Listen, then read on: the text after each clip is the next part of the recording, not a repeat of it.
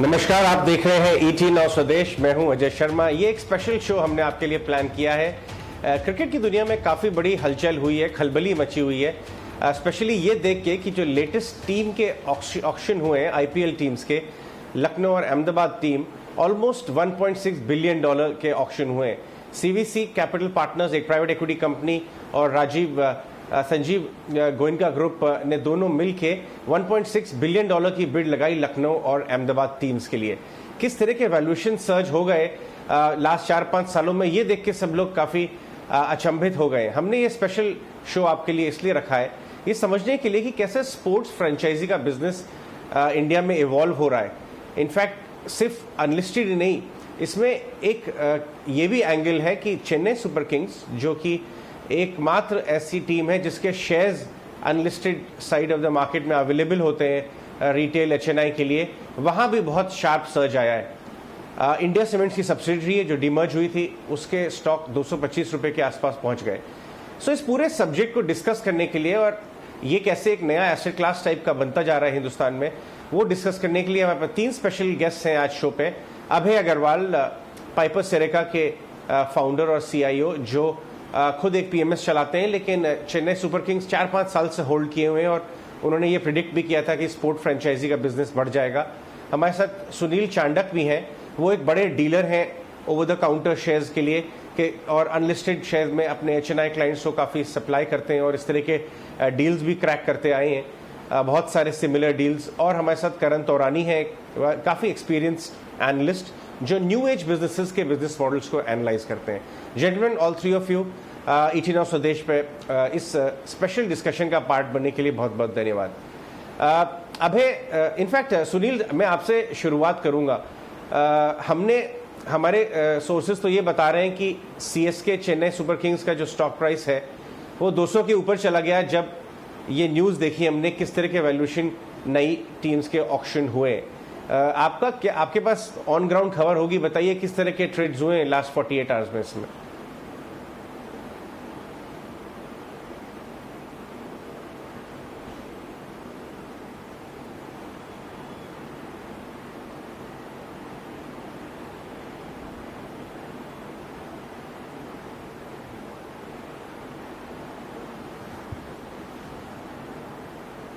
तो 210, 215 तक ये ट्रेड हो चुका है।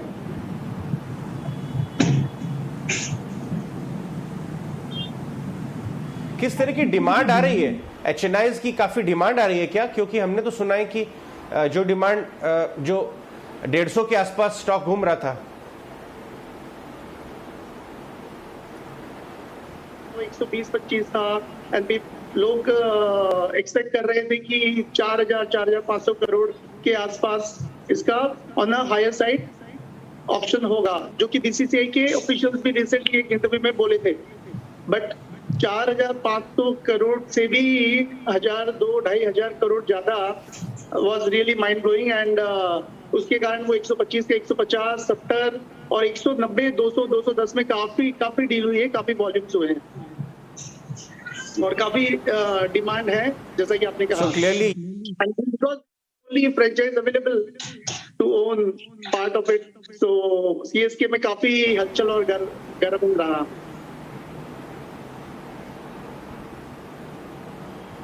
राइट। अभय, आपके पास आते हैं, you must be a very happy man.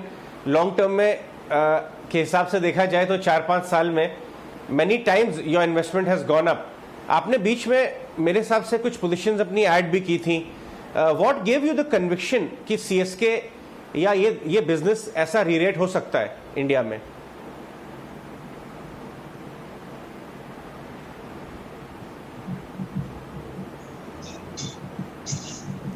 कि हमारा जो इंटरेस्ट है वो हमेशा ये देखने में रहा है कि जो भविष्य के बिजनेस है, बिजनेस ऑफ द फ्यूचर है, वो कैसे हम उन्हें आइडेंटिफाई करें।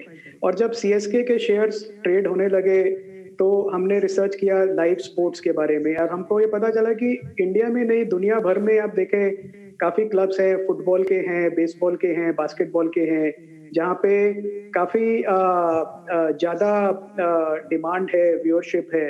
और लाइव एक्शन स्पोर्ट एक ऐसा ऐसी चीज है जिसको आप रेप्लिकेट नहीं कर सकते हैं। जो टीम्स की वैल्यू है, फ्रेंचाइजेस की वैल्यू है, वो समय के साथ बढ़ती जाती है, और जो सक्सेसफुल फ्रेंचाइजीज हैं उनकी वैल्यू तो बहुत ज्यादा बढ़ती जाती है। तो अब जब 15 रुपए पे स्टॉक ट्रेड होता रहता था तब कोई देखता भी नहीं था, हम ले रहे थे, फिर हमने बीच में थोड़ा और पोजीशन ऐड करी, फिर बीच में कम भी करी जब हमको लगा कि ये बढ़ गया है, फिर उसके बाद ऐड करी।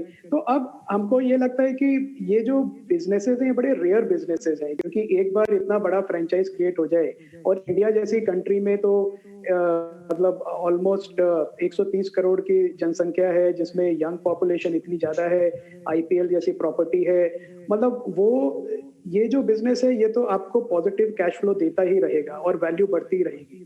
तो इस हिसाब से हमको कोई डाउट नहीं था उस टाइम पे भी, पूरी कन्विक्शन थी कि ये एक ऐसी चीज है जो कि आप लेके और फिर भूल जाएंगे 10-15 साल के लिए, तो आपको रिटर्न ही रिटर्न मिलेगा।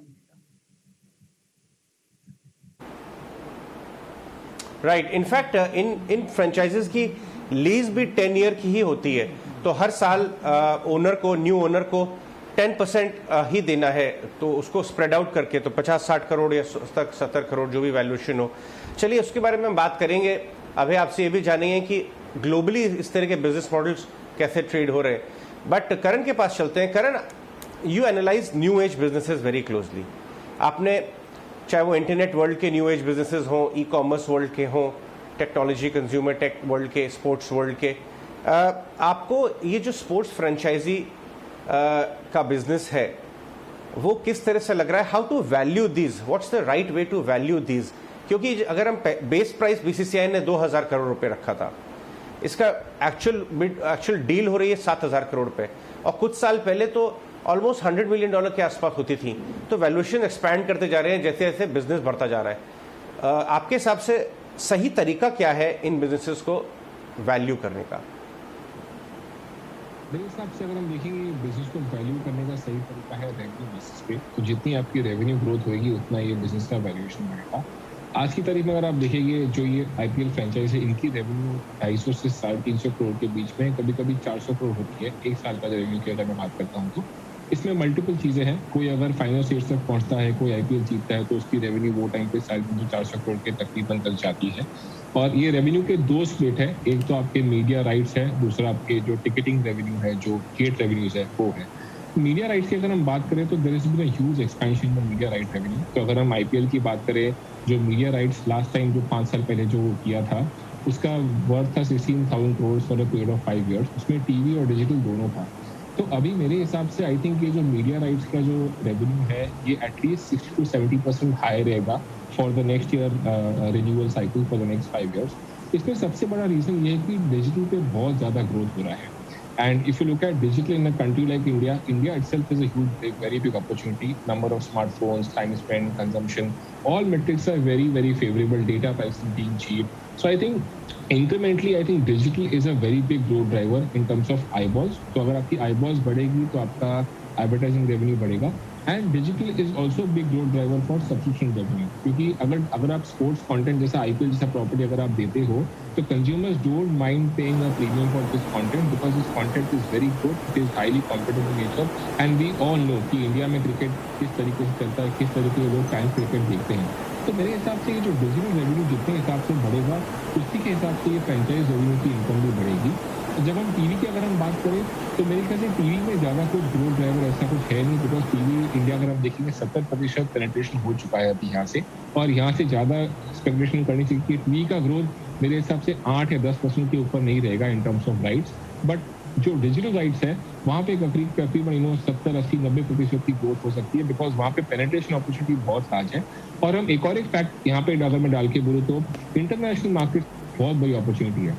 तो 5 साल पहले जब कोई ब्रॉडकास्टिंग कंपनी जाती थी इंटरनेशनल मार्केट्स पे, उनको बहुत सारा शेयर करना पड़ता था अपने रेवेन्यू वहाँ के जो डिस्ट्रीब्यूटर्स है उनके साथ। आज की तारीख में हम ओटीटी वर्ल्ड में हैं, तो ओटीटी वर्ल्ड में डायरेक्ट आप कोई भी ओटीटी कहीं भी लेके जाओ, डिस्ट्रीब्यूशन इंटरनेशनल मार्केट्स में बहुत ईजी हो चुका है।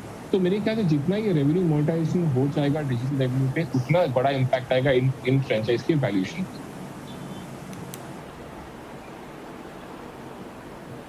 राइट। करण, जो हमारी एग्जिस्टिंग टीम्स हैं, इररिस्पेक्टिव ऑफ द वैल्यूएशन, अभी तो सबके वैल्यूएशन बढ़ गए होंगे जिस हिसाब से लेटेस्ट डील्स हो रही हैं, उसके हिसाब से देखा जाए तो अब इनके पास बिजनेस को एक्सपैंड करने का कितना तरीका है? क्या कुछ रिस्क्स हैं इस तरह के बिजनेसेस के? क्या टीवी वॉचर्स में फटीग एक रिस्क हो सकता है, क्योंकि जब अनलॉक होगा, कॉन्सर्ट्स और लाइव इवेंट्स ओपन हो जाएंगे बहुत जोर से, तो क्या टीवी वॉचिंग की थोड़ी सी फटीग आएगी लाइव स्पोर्ट्स के लिए? या दूसरे स्पोर्ट्स जैसे कि कबड्डी, फुटबॉल, ये भी एक कंपेरेटिव फैक्टर्स हैं ध्यान रखने के लिए? इस तरह के बिजनेसेस में रिस्क क्या है आपके हिसाब से? मेरे हिसाब से अभी का अगर हम देखें तो रिस्क बहुत कम है। पहली बात तो टीवी में फटीग मुझे लगता नहीं है कि कुछ आएगा। टीवी में अगर फटीग आएगा तो वो आएगा जीसी शोज के लिए, नॉन फिक्शन शोज के लिए, स्पोर्ट न्यूज के लिए और दूसरे जॉनर्स के लिए। अगर हम स्पोर्ट्स की बात करें तो मे बी दूसरे प्रॉपर्टीज के लिए फटीग आ सकता है। जैसे क्रिकेट वर्ल्ड कप में अगर आप देखो, अगर आप इंटरनेशनल क्रिकेट की बात करो तो स्पोर्ट्स में वैसे भी अगर आप देखो 80-85% आपका क्रिकेट का शेयर होता है। अब उसके अंदर आईपीएल का जो शेयर है, जो आईपीएल स्पोर्ट्स रेवेन्यू के अंदर जो आईपीएल का शेयर है वो बहुत ज्यादा बड़ा होते जा रहा है, बिकॉज आईपीएल एक ऐसा प्रॉपर्टी है जो बहुत ज्यादा कॉम्पिटिटिव है। वहां पे सारे टॉप प्लेयर्स आते हैं ऑल ओवर द वर्ल्ड और बहुत ज्यादा कम्पीट करते हैं, बहुत क्लोज मैचेस होते हैं। अगर हम क्रिकेट की बात करें आज की तारीख में, मेरे हिसाब से I think India, New Zealand, England, Australia, ये 4 कंट्रीज को छोड़ के बाकी जो क्रिकेटिंग नेशंस है, श्रीलंका, साउथ अफ्रीका, सारी नई टीम्स है, सारी अपकमिंग टीम्स है, ज्यादा कुछ व्यूअरशिप आ नहीं रहा है। तो मेरे हिसाब से स्कार्सिटी प्रीमियम बहुत बड़ा होगा as far as IPL is concern. मेरे को लगता नहीं ऐसा कुछ फटीग होगा, बट डेफिनेटली फटीग तब आ सकता है जब नंबर ऑफ मैचेस बढ़ जाए। तो जैसे कि अभी जो नंबर ऑफ मैचेस है, कुछ 60 मैचेस है, अब बातें चल रही है कि because of 2 new teams getting added ये नंबर कुछ 15-20 मैचेस से बढ़ जाएगा। अगर वो होता है तो फटीग आ सकता है, बिकॉज ये टूर्नामेंट को आप 2 महीने से ज्यादा आप स्ट्रेच नहीं कर सकते हो। It should be only within limitation of 2 months. Then अगर हम ऐसा कुछ करेंगे तो मे बी कुछ नए मॉडल्स आ जाएंगे कि इसमें 2 ग्रुप्स बन जाएंगे, ग्रुप ए, ग्रुप बी, वहां पे जैसे क्वालिफिकेशन स्टेज आएगा। तो आई थिंक बहुत सारा इनोवेशन है ये बिजनेस में अभी भी करने के लिए। आप बहुत सारा जो लाइव मैचेस है उनको आप कंटेंट को डब कर सकते हो। You can dub into multiple languages. India में there are more than 15-20 regional languages, उसमें बहुत बड़ी अपॉर्चुनिटी है, उसकी मीडिया राइट्स की बहुत बड़ी अपॉर्चुनिटी है। सो आई थिंक जब से स्टार ने ये आईपीएल को टेक ओवर किया है, उन्होंने बहुत बड़ा टर्न अराउंड लाया है बिजनेस में, be it in terms of monetization, distribution, dubbing, innovation बहुत ज्यादा हुई है स्टार की तरफ से। तो मेरे ख्याल से एज सच कोई रिस्क मुझे बड़ा दिखता है नहीं। सिर्फ एक ही चीज है जो अभी तक बहुत छोटी है इंडिया में, वो मर्केटाइजिंग रेवेन्यू। सो अगर आप ग्लोबल की बात करें फ्रेंचाइजीज के, वहां पे मर्केटाइजिंग रेवेन्यू इज वेरी हाई। और इंडिया की अगर हम बात करें तो कोई भी फ्रेंचाइज के अगर हम रेवेन्यू अगर हम लेंगे, merchandising revenue is nothing more than 3-4%। तो मेरे हिसाब से ये एक बहुत बड़ी अपॉर्चुनिटी है कि मर्केटाइजिंग रेवेन्यू को कैसे एक्सपैंड किया जाए, कैसे वहां से टर्नओवर ज्यादा निकाला जाए। राइट। अब है 2 मिनट के लिए सीएसके इन पर्टिकुलर पे बात करते हैं, बिकॉज इंडिया सीमेंट के वैल्यूएशन पे इम्पैक्ट आता है उससे, और सीएसके अब काफ़ी वाइडली हेल्ड हो गया है।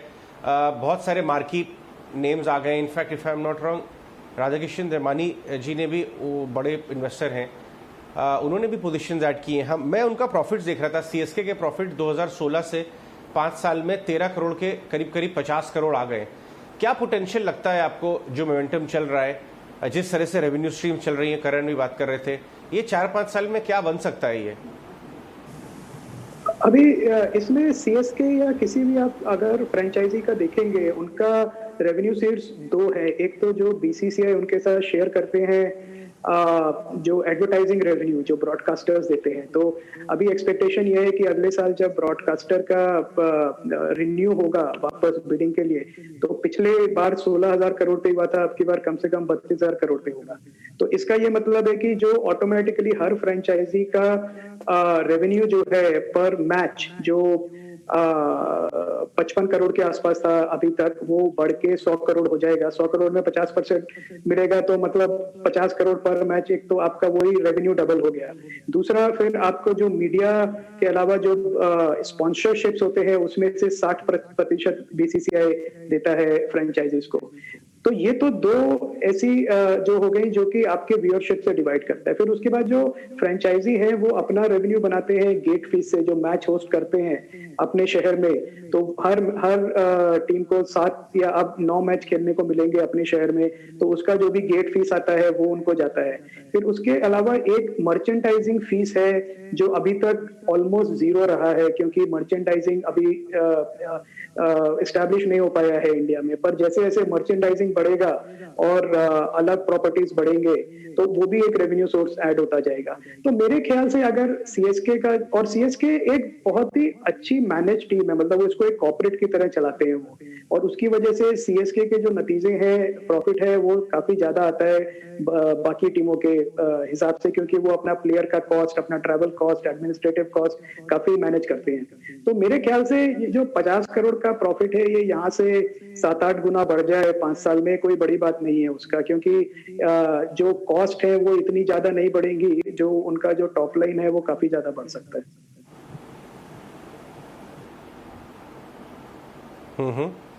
और वेरी क्विकली अगर अभय ये बता सकें आप कि ग्लोबली स्पोर्ट्स फ्रेंचाइजेस को किस तरह के वैल्यूएशन मिल रहे हैं, क्योंकि इस बार हमने यूनिक थिंग देखी कि प्राइवेट इक्विटी भी इन्वॉल्व हो गई, सीवीसी कैपिटल पार्टनर्स, यानी कल को और बड़े प्राइवेट इक्विटी आ सकते हैं। सो अब ये इंस्टीट्यूशनल हो रहा है गेम। पहले सिर्फ लार्ज बिजनेस हाउसेज लगा रहे थे, इनको चेज कर रहे थे, अभी इंस्टीट्यूशनल मनी भी आ रहा है। तो ये गेम ग्लोबल कैसे जा सकता है, इस पर कुछ व्यू? नहीं, बिल्कुल जा सकता है ग्लोबल, क्योंकि अब हर देश में अलग अलग फ्रेंचाइजेस बनेंगी। हमने देखा कैरिबियन प्रीमियर लीग ऑलरेडी है, जहां पे कोलकाता नाइट राइडर्स की खुद की टीम खेलती है। तो इस तरह से ये जो है बिग बैश है ऑस्ट्रेलिया में, यूएस में अभी फ्रेंचाइज अभी स्टार्ट हुई है, तो काफी मौके हैं फ्रेंचाइजीज के पास अपना बिजनेस ग्लोबली बढ़ाने के लिए, क्योंकि जो क्रिकेट देखने वाले हैं वो तो पूरी दुनिया भर में है, भारत में है वो तो है, पर क्रिकेट ऐसा एक लोकप्रिय स्पोर्ट है पूरी दुनिया में कि लोग देखते हैं, यंग पॉपुलेशन भी देखती है, ओल्ड पॉपुलेशन भी देखती है। तो आप देखें ऑस्ट्रेलिया से लेके यूएस तक काफी लोग देखने वाले हैं, और उनके जो लोकल लीग्स हैं वो तो बढ़ेंगी आगे जाके। तो आई थिंक इसीलिए जो प्राइवेट इक्विटी इन्वेस्टर्स हैं वो भी आ रहे हैं, वो भी देख रहे हैं, क्योंकि वो सबका पर्सपेक्टिव है अगले 5-10 साल तक वैल्यू कहाँ क्रिएट होगी। और लाइव स्पोर्ट्स और ऐसी फ्रेंचाइज जो बीसीसीआई ने बना दी आईपीएल के तरह में, ये तो काफी वैल्यूएबल प्रॉपर्टी है। और आप इसको कंपेयर करें, अगर अमेरिका में 4 या 5 ऐसी फ्रेंचाइजेज हैं जिनकी वैल्यू $5 बिलियन से ज्यादा है अभी, तो और आप देखें रियल मैड्रिड जैसा फुटबॉल क्लब है, उसकी वैल्यू करीब $5 बिलियन है। तो ये तो अभी भी मैं कहूंगा कि जो 5,000 करोड़ की वैल्यूएशन जो दी है वो भी इतनी ज्यादा नहीं है। ऑब्वियसली हम उसको एकदम कंपेयर नहीं कर सकते, बिकॉज वो डेवलप्ड मार्केट्स है, उनकी रेवेन्यू ड्राइवर्स अलग हैं, टिकट प्राइसेस अलग है, मीडिया है, पर हम भी उसी डायरेक्शन में जा रहे हैं। मतलब थोड़ा देर से पहुंचेंगे पर हम भी उसी लेवल पे पहुंच जाएंगे। राइट अभय, इनफैक्ट मैं देख रहा था कि उस तरह की जो टीम्स हैं, जो फुटबॉल टीम्स हैं, उन सब के ओनर्स भी देखिए आप, सॉवरेन वेल्थ फंड के हेड्स भी हैं, and there is some amount of pride factor also by owning a sports team. चलिए उसी के बारे में बात करते हैं सुनील से, जो बहुत बड़े बड़े HNI इन्वेस्टर्स से भी डील करते हैं। सुनील, आप अपने एक्सपीरियंस बताइए, जब से ये ट्रेड होना शुरू हुआ है तब से किस तरह के बड़े HNIs कितने बड़े बड़े ब्लॉक्स आपसे मांग रहे हैं, थोड़ा डिमांड का आइडिया दीजिए इसका। जैसा अभय जी ने कहा, और this is the only team available, and CSK की ब्रांड वैल्यू भी relatively better than other 7, 8, 9 teams, और उसका विनिंग रिकॉर्ड भी अच्छा है। रिसेंटली 4था टाइटल उन्होंने जीता। तो डिमांड तो इसकी शुरू से ही है, पिछले 3 साल से, जब से ये ट्रेड हो रहा है 2018-19 से, and after all this development अभी तो इसकी डिमांड काफी बढ़ गई है। नाउ पीपल हैव विजिबिलिटी, अब उनको दिख रहा है। पहले सोचते थे ठीक है क्रिकेट टीम है, मतलब क्या कौन सा बड़ा बिजनेस होगा, but now it's reaching $1 billion, and I think the story is just started. अब लोगों को वो समझ भी आ रहा है, and people are like started getting into it. So इसका भविष्य काफी अच्छा लग रहा है, and there is long way to go. Cricket in India is like the best sport. the maximum eyeballs, and that's Abhay bhai करण, इस said. तरह जिस हिसाब से राइट करण, आपके पास आता हूं मैं। सीएसके तो एक यूनिक ऐसा बिजनेस हो गया है जिसको स्पोर्ट फ्रेंचाइज के री रेटिंग का फायदा मिला, बट कुछ और भी गेमिंग कंपनीज हैं, जैसे डेल्टा कॉर्प भी इवेंचुअली रिजॉर्ट कम गेमिंग कंपनी ही है और वो भी एक ऑनलाइन गेमिंग पोर्टल में भी जा रही है। और हमने देखा है कि गेमिंग का भी और स्पेशली थोड़ा सा गेमिंग के साथ अगर रिवॉर्ड सिस्टम जुड़ा हुआ हो, उस तरह का कंपेरेटिव गेमिंग का भी आउटलुक काफ़ी पॉजिटिव लग रहा है। आपको लगता है कि बाजार में इस तरह के ऑप्शंस को भी स्टॉक मार्केट इन्वेस्टर्स क्लोजली देखने लगेंगे कहीं ना कहीं? लिस्टेड गेमिंग की बात करें तो मेरे हिसाब से ये जो कैटेगरी आती है जो आईपीएल रिलेटेड होती है वो बेसिकली रियल मनी गेमिंग है। तो रियल मनी गेमिंग में कंपनीज लाइक ड्रीम 11, माई 11 सर्कल, ये सब कंपनीज आती है। अनफॉर्चुनेटली ये सारी कंपनीज है वो उनमें से कोई भी लिस्टेड है नहीं, बट मेरे ख्याल से एक गेमिंग कंपनी जो लिस्टेड है वो है नज़ारा। बट नज़ारा में कोई भी रियल मनी गेमिंग पे एज ऑफ नाउ अभी आया नहीं है। बट नज़ारा has got WCC which is world cup cricket. तो जितना ही क्रिकेट की फैन फॉलोइंग बनेगी, जितने नए टाइप के टूर्नामेंट बनेंगे, उतना रेनोवेशन होएगा। बट वो कैजुअल गेमिंग इंडस्ट्री का प्ले है तो उसमें ज्यादा डेल्टा फर्क पड़ेगा नहीं।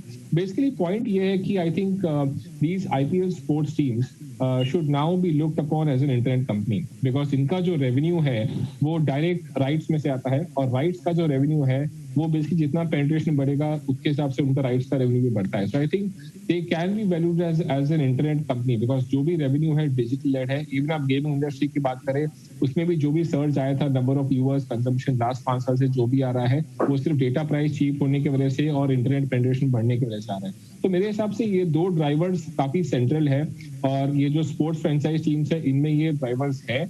उसके अलावा एक थर्ड ड्राइवर है वो स्कार्सिटी प्रीमियम कि अगर आपने कोई टीम खरीद ली तो उसके बाद कोई टीम खरीद नहीं सकता बिकॉज आईपीएल ऐसा तो नहीं है कि 10 के बाद यहाँ पे 20 टीम हो जाएंगी, मे बी 2 टीम और ऐड हो जाएगी 5 साल 10 साल के बाद, बट ऐसा तो नहीं कि 20 या 25 टीम हो जाएगी। तो एक स्कार्सिटी प्रीमियम का मल्टीपल जरूर मिलेगा इन टीम्स को जो अच्छी परफॉर्म करती है, जिनका मैनेजमेंट अच्छा है, जिनका जो जहाँ पे कॉस्ट सेविंग है, प्रॉफिटेबिलिटी रेशियो अच्छा है। तो एक स्कार्सिटी प्रीमियम भी बहुत मिलेगा इन आईपीएल टीम्स को।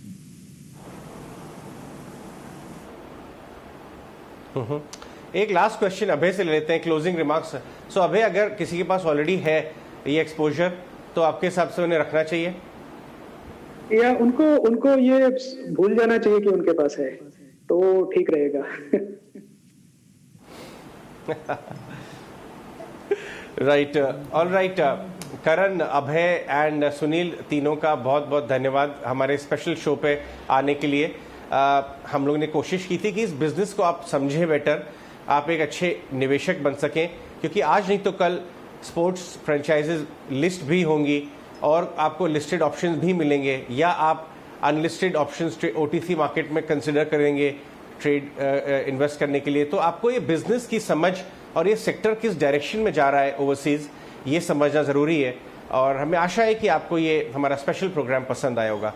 Gentleman, all three of you, सीटी नाउ स्वदेश पे आने के लिए बहुत बहुत धन्यवाद।